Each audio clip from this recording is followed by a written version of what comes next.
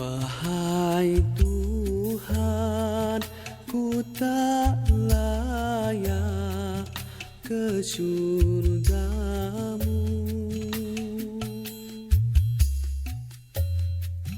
namun tak pula aku sanggup ke nerakamu.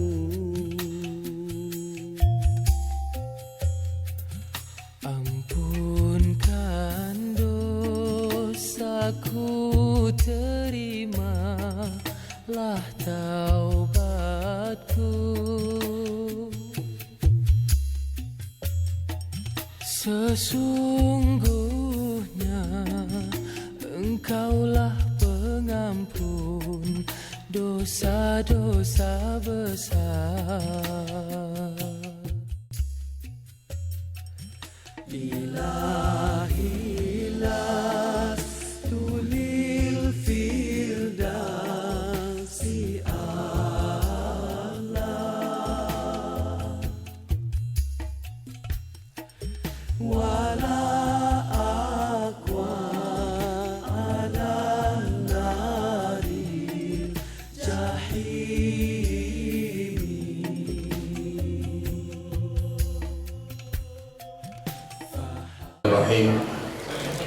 Assalamualaikum warahmatullahi wabarakatuh.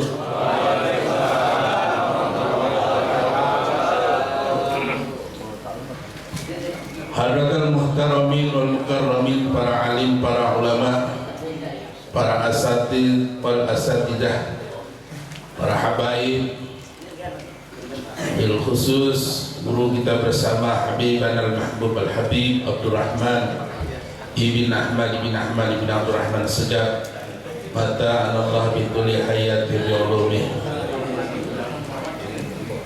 Juga yang sama-sama kita hormati Sahibul Bait, Sahibul Majlis, jajaran DKM Masjid An-Nur, Majlis Ta'lim Safari Subuh, orang tua kita beserta jajarannya, Bapak Dr. Andes Haji Abu Sudana, para ketua DKM Masjid dan Musola yang ada di lingkungan Kecamatan Cipayung, Bapak dan Ibu hadirin hadirat jamaah Safari Subuh yang mohon maaf saya tidak mampu menyebutkan namanya satu persatu, namun demikian insya Allah tidak mengurangi hormat dan takzim saya kepada Bapak Ibu hadirin hadirat sekalian.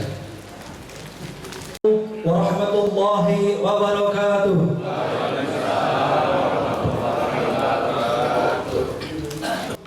Alhamdulillah, puji syukur atas nikmat yang Allah telah berikan kepada kita, baik nikmat iman Islam, sehat walafiat, panjang umur, sehingga di pagi hari yang cerah ini kita masih diberikan nikmat panjang umur dan masih bisa berkumpul bersama-sama di tempat yang mulia ini.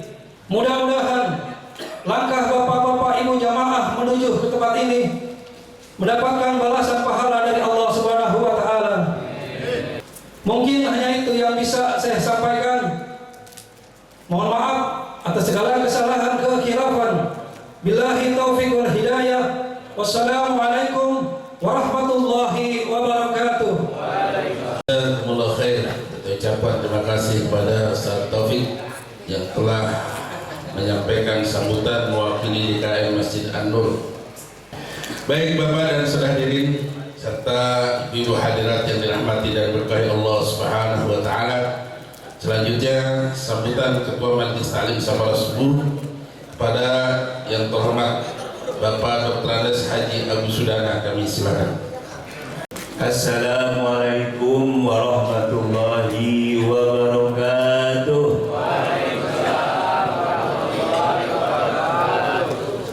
Salawat serta salam semoga selalu tercurah kepada junjungan Nabi besar kita Muhammad Sallallahu Alaihi Wasallam beserta keluarganya, para sahabatnya, dan juga para pengikutnya yang selalu istiqomah mengikuti sunnahnya.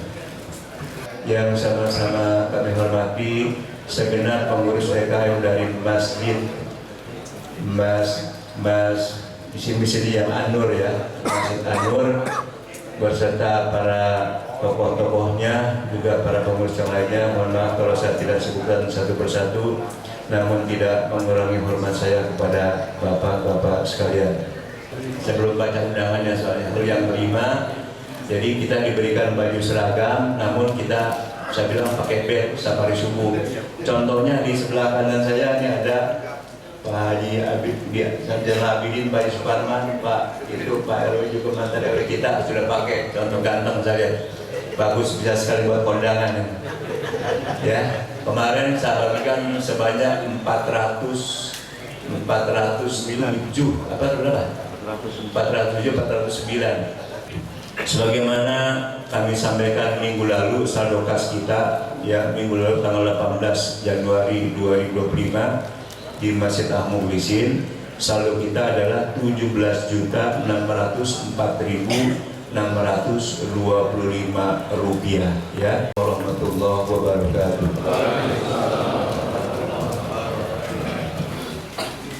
Jazakumullah khair. Kita ucapkan terima kasih banyak kepada Ketua Majelis Safari Subuh yang telah menyampaikan sambutan sekaligus informasinya untuk kita semua.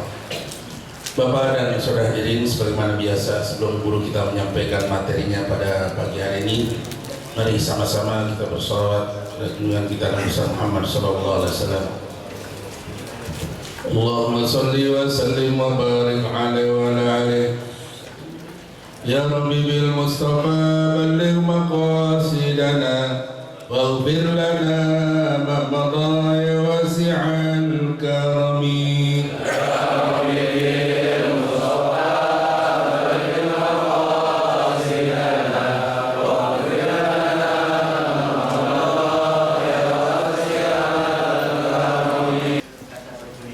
Baik Bapak dan saudara hadirin, mari sama-sama kita ikuti uraian yang kembali akan disampaikan oleh guru kita pada guru kita Habib Abdul Rahman Ahmad Segaf. Kami silakan sallu ala Muhammad. Warahmatullahi wabarakatuh. Alhamdulillah wassalatu wassalamu ala Rasulillah wa ala alihi wa man walaha ma ba'd. Alhamdulillah, pada pagi hari ini kembali kita dapat bersilaturahim untuk bersama-sama memakmurkan rumah-rumah Allah. Semoga apa yang kita lakukan ini mendapatkan keridhaan dan keberkahan dari Allah Subhanahu wa taala. Amin ya rabbal alamin. Kembali di kesempatan yang mulia ini kita akan membaca satu hadis Rasul sallallahu alaihi wasallam di dalam kitab Riyadhus Shalihin yang alhamdulillah masih berbicara tentang hadis Abu Hurairah dalam Bukhari Muslim. Sab'atun yudhilluhumullahu yawma la dhilla illa dhilluh. 7 golongan yang nanti di yaumul qiyamah, di padang mahsyar, akan mendapatkan naungan, di mana di hari itu tidak ada naungan kecuali naungan Allah Subhanahu wa taala. Alhamdulillah, di pertemuan lalu juga sudah kita ambil satu, yaitu imamun adil, pemimpin yang adil, yang memimpin dengan baik, memimpin dengan sesuai dengan apa yang diperintahkan Allah dan Rasul, berlaku adil, maka mereka dapat naungan di hari, naungan yang tidak ada naungan kecuali naungan Allah Subhanahu wa taala. Kemudian pada kesempatan pagi hari ini satu lagi, yaitu warajulun qalbuhu mu'allaqun fil masajid, dan orang yang qalbuhu, hatinya, mu'allaq, yaitu terpaut, tergantung, tidak bisa lepas dari masjid, yaitu minal masajid fil masajid, yaitu rajulun qalbuhu mu'allaqun bil masajid, yaitu orang-orang yang hatinya tidak pernah lepas, tidak bisa jauh dari masjid. Ini adalah orang yang juga masuk ke dalam golongan yang dapat naungan di hari yang tidak ada naungan kecuali naungan Allah. Allahumma ja'alna minhum. Semoga kita dijadikan dari golongan mereka, karena kita memang salah satu tujuan adanya safari subuh ini, salah satunya adalah ingin memakmurkan, meramaikan masjid dan menjadikan masjid ada di hati kita. Insya Allah kita masuk bagian dari golongan mereka. Amin ya rabbal. Tentunya berbicara tentang masjid dan kaitan dengan kaum muslimin itu tidak bisa lepas. Bahkan kalau kita berbicara tentang Isra dan Mi'raj pun yang saat ini sedang banyak dirayakan atau diingat oleh kaum muslimin, di situ dikatakan subhanalladzi asra bi 'abdihi lailan minal masjidil haram ilal masjidil aqsa. Maha suci Allah yang telah menjalankan hambanya di waktu malam dari Masjidil Haram ke Masjidil Aqsa, dari masjid ke masjid. Rasulullah SAW atau Allah SWT mengajarkan kepada kita, kalau mau mendapatkan makom yang mulia, Allah ingin meninggikan Nabi Muhammad, ingin mengangkat Nabi Muhammad, ingin memperjalankan Nabi Muhammad. Sidratul Muntaha dimulai dari masjid ke masjid. Hikmahnya bahwa kalau mau dapat kemuliaan harus tidak boleh jauh hidup dari apa? Dari masjid. Kenapa Isra Mi'raj dimulai dari Masjidil Haram ke Masjidil Aqsa, dari masjid ke masjid? Itu menunjukkan bahwa Allah ingin mengajarkan kepada kita, siapa yang ingin mendapatkan kemuliaan, hatinya tidak boleh jauh dari masjid. Ini tentunya begitu banyak hikmah yang bisa kita ambil dari Isra Mi'raj. Salah satunya adalah pentingnya kedudukan masjid dalam kehidupan seorang muslim. Rasulullah SAW tidak pernah lepas dari masjid. Oleh karena itu, para ulama mengatakan bahwa orang yang hatinya selalu terpaut dengan masjid menunjukkan kuatnya iman. Semakin kuat imannya, semakin cinta, semakin terpaut hatinya dengan masjid. Semakin lemah imannya, semakin tidak ada keterpautan, tidak ada ketergantungan dengan masjid. Oleh karena itu dalam surat At-Taubah ayat 18 Allah berfirman, innama ya'muru masajidallahi man amana billahi wal yawmil akhir wa aqama shalah wa ata zakah wa lam yakhsha illallah fa asa ulaika yakunu minal muhtadin. Di situ dikatakan innama. Ini kata nahwiyin, kata para ulama nahwu, adatul hasr. Artinya tidak lain dan tidak bukan. Hanya, mungkin bahasa ininya orang sini bilang cuman, apa kalimat apa? Cuman orang yang memakmurkan masjid yang beriman kepada Allah. Makanya dikatakan innama ya'muru masajidallah, hanya saja yang memakmurkan masjid atau yang memakmurkan masjid-masjid Allah siapa? Mereka yang amana billah, beriman kepada Allah, wal yaumil akhir, wa aqama shalah, menunaikan salat, wa ata zakah, menunaikan zakat, wa lam yakhsha illallah, dan dia tidak ada takut kecuali hanya kepada Allah. Sebaik-baik khairul buq'ah, sebaik-baik tempat adalah masjid. Seburuk-buruk buq'ah, katanya wa syarrul buq'ah, seburuk-buruknya tempat aswaquha, pasar. Para ulama mengatakan maksud innama ya'muru, termasuk memakmurkan masjid itu ada dua. Yang pertama memakmurkan secara batin, seperti kita ini. Duduk di masjid, i'tikaf, majelis taklim, zikir, meramaikan sholat, dan itu namanya memakmurkan masjid. Bisa juga memakmurkan secara fisik, masjid kita bagusin, kalau rusak nih kita renov, wah kotor kita bersihin, kamar mandi bau kita bersihin, itu termasuk memakmurkan masjid secara zahir. Ini kalau kita duduk ada kotoran, ambil, kecil ambil, itu namanya memakmurkan masjid. Pas kita masuk, ya Allah kok wah di sini kurang bau, kurang wangi. Kita buka kain, angkat dikit, itu memakmurkan. Itu termasuk orang innama ya'muru masajidallah. Itu termasuk orang beriman tuh. Dia rumah saja saya nggak mau rumah bau, kamar mandi apalagi masjid, rumahnya Allah. Masa saya biarin rumahnya Allah kotor? Dia perhatiin. Ternyata ada ubitnya rusak, waduh nggak enak deh. Ini rumahnya Allah, masa nggak diperhatiin? Rumah saya aja kalau ada ubit copot saya langsung apa? Ganti sekali. Gimana caranya? Itu namanya memakmurkan masjid secara zahir. Jadi memakmurkan secara fisik juga dianjurkan. Kalau ada bocor, langsung kita pikirin gimana nih? Ada bocor gitu, langsung. Nah, itu namanya orang yang memakmurkan masjid, yang hatinya terpaut. Ada juga yang modelnya perhatian dengan melakukan berbagai macam ibadah. Jadi dicela sama Rasulullah SAW kalau orang yang hanya memperhatikan fisiknya tapi nggak datang ke masjidnya, itu kurang bagus. Di dalam hadis nanti termasuk tanda-tanda hari kiamat orang yang tafakharuna bil masajid, mereka berbangga-bangga dengan masjidnya, fisiknya, tapi nggak perhatikan isinya. Tapi juga tercela orang yang memakmurkannya ibadah terus tapi nggak mau ngeluarin duit. Yang lewat romo tidur untuk masjid, ya tidur. Subhanallah. Lewat romo seger lagi. Ada yang begitu. Romo lewat ngantuk. Lewat. No. Saya sempurnakan hati dengan apa? Masjid ini. Selain kita memang aktif, kita yang merasakan gara-gara tempat ini kita jadi semangat ibadah, gara-gara tempat ini berlipat pahala kita. Masa kita nggak mau keluarin duit untuk apa? Untuk masjid. Itu cara memakmurkan dua, yaitu secara batin dengan melakukan berbagai macam aktivitas keibadatan. Makanya jangan masjid hanya untuk sholat 5 waktu. Bahkan dulu para ulama mengatakan siapa datang ke satu negeri, carilah masjidnya, karena masjid dari solusi semua permasalahan. Orang dulu datang ke masjid mau nemuin siapa? Bapak fulan, datang ke masjid ketemu. Rajulun qalbuhu mu'allaqun. Bagaimana caranya semua orang di sekitar kita tuh gantungin di masjid, di hati gitu.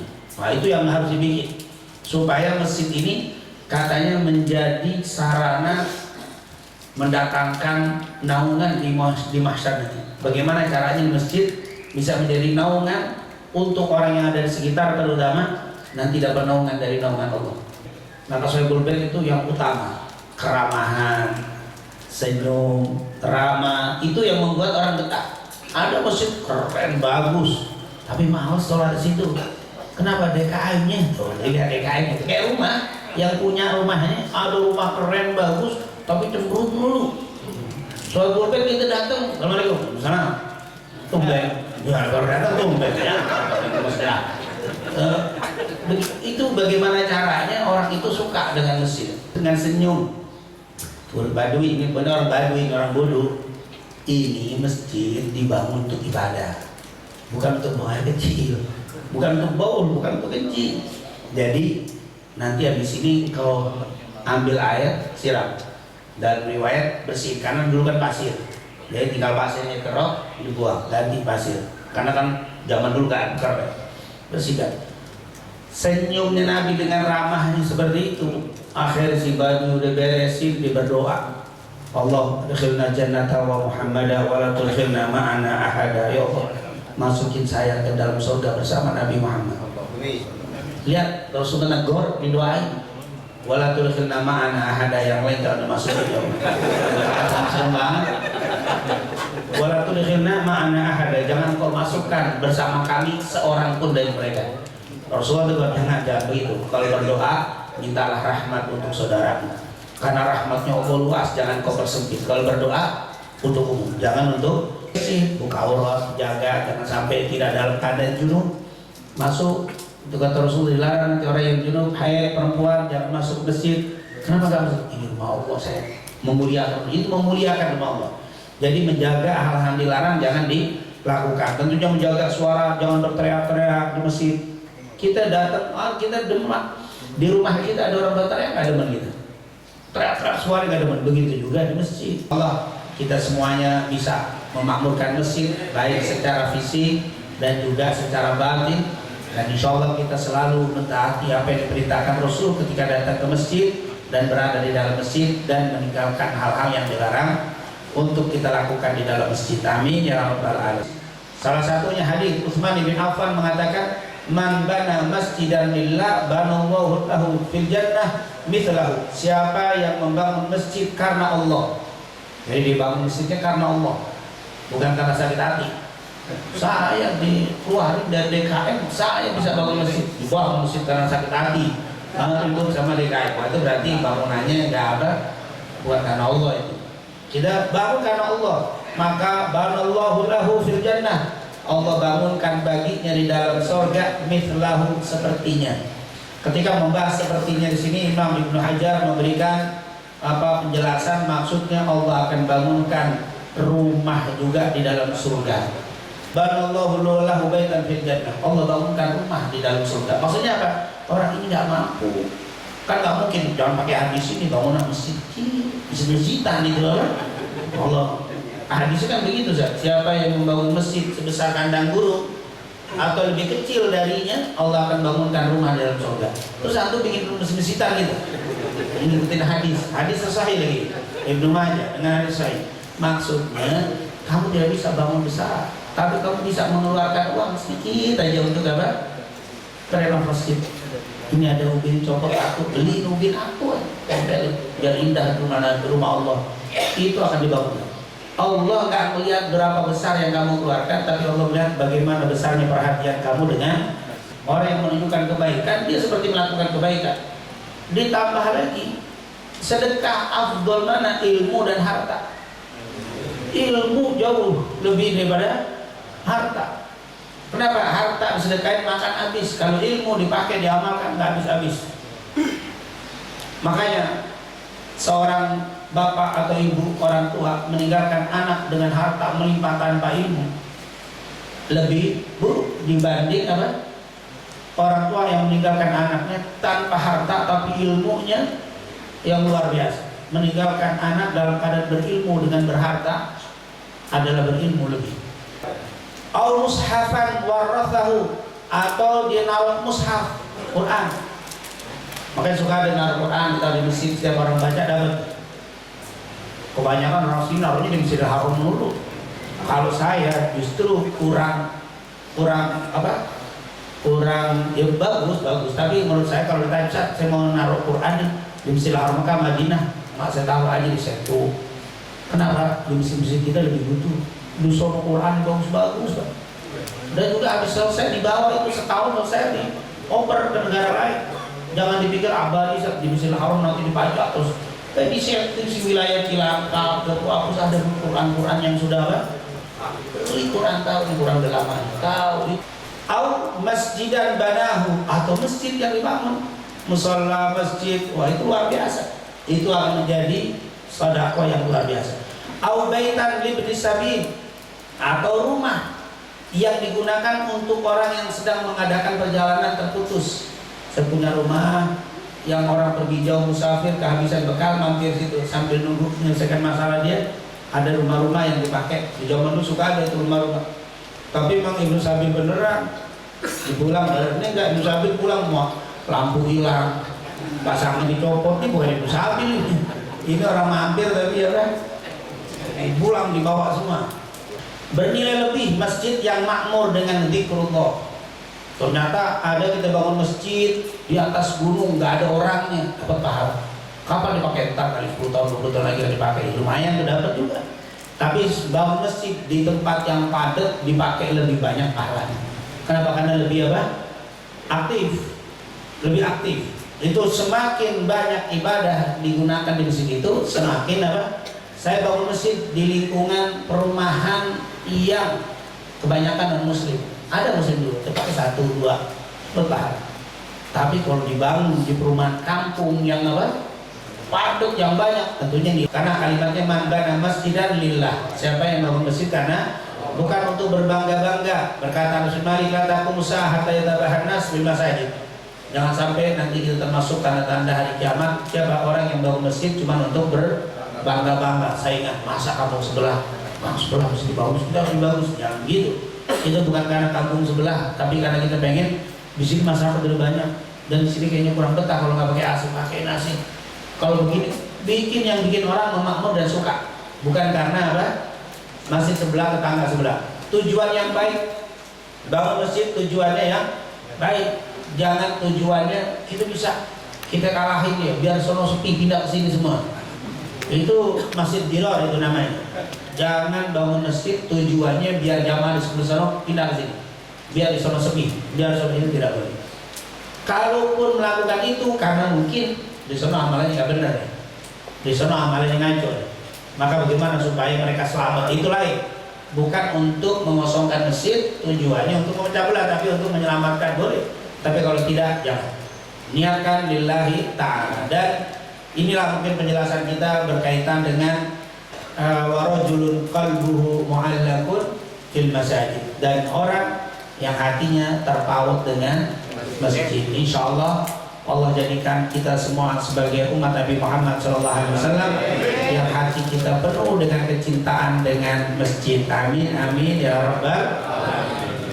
Yang telah menjelaskan lanjutan daripada hadis yang kita bahas di Masjid Al-Mukhlisin minggu lalu. Mudah-mudahan apa yang disampaikan tadi samping menambah wawasan kita juga menambah keimanan kita untuk sama-sama kita memakmurkan masjid-masjid kita. Amin ya rabbal alamin. Sallallahu alaihi wasallam wa mawala wa sayyidina al-muhajir Imam Ahmad bin Isa al-Ustaz al-Azam al-Muqaddam Muhammad bin Ali Ba'alawi wa Rasulullah Muhammad Rahmat Muhammad Asad-Bab wa al-Jami' wa al-Jami' mu'minin wal mu'minat para kita, anak kita Allah meninggal dunia sama Allah SWT jadikan mereka raudhatan min riyadil jannah. Kita yang doakan mendapat keberkahan hidup di dunia wal akhirah. Lahumul Fatihah.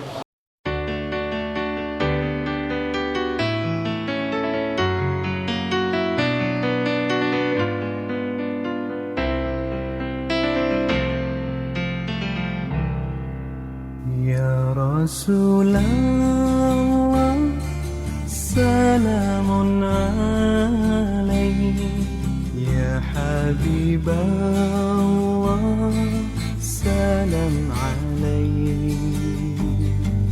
Nawrah ilayya ya Rasulullah, atfan alayya Habiballah.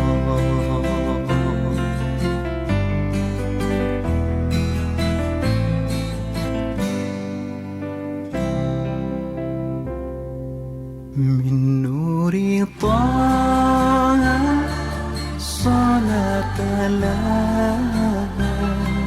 zikrul ilahi zait ilaiha. Min qalbi Ahmad nusqa wa nurshad. Min qalbi Ahmad lakal murad.